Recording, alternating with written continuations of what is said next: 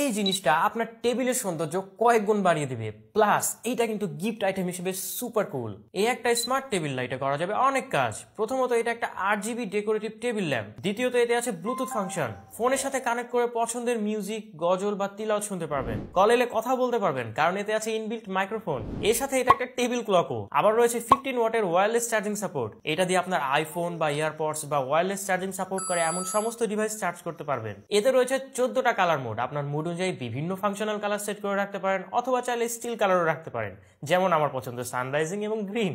আরও রয়েছে SD card slot এবং auxiliary audio port. Memory card লাগিয়ে MP3 প্লে করতে পারবেন।